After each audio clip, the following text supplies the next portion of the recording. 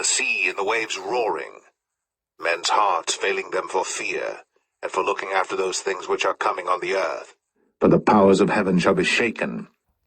Is moving in a very dangerous direction, and the question for the American people is, are we willing to go to war with Russia on behalf of Ukraine? And we need to understand that such a war would come at a cost beyond anything that we can really imagine. Because this is not a war that is just, okay, this is going to be something that's happening to someone else, somewhere else on the other side of the world.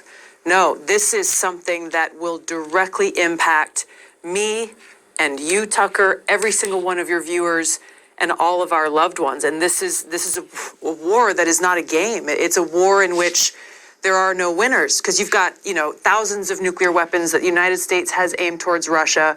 Russia has thousands of nuclear weapons aimed towards us that could hit any town or city in America in less than 30 minutes and exact a cost upon every one of us that would result in excruciating death and suffering beyond comprehension. Hundreds of millions of people dying and suffering, seeing their flesh being burned from their bones. This is something that you can't really even imagine, and it's a cost that we will all pay.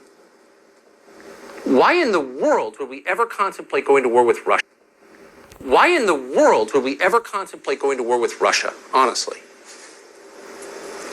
It is one that we should not do for those very reasons. Yeah. If you look at the impacts of what a nuclear war brings, it really brings about the end of the world as we know it.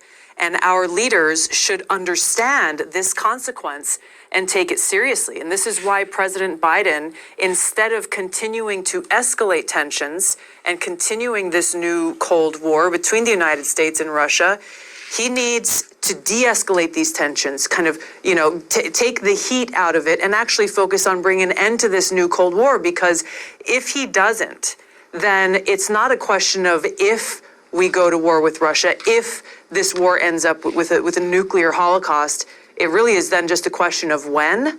And if we continue down this path that we are on, it's something that could happen a lot sooner than any of us think. I'm just amazed by the magnitude of the stories that all of us are missing, including those of us who are paid to follow this stuff, and especially this story. And so I appreciate how you so crisply and wisely assessed that. It's terrifying. Thank you. Tulsi Gabbard of Hawaii joining us tonight. We appreciate it. Thank you.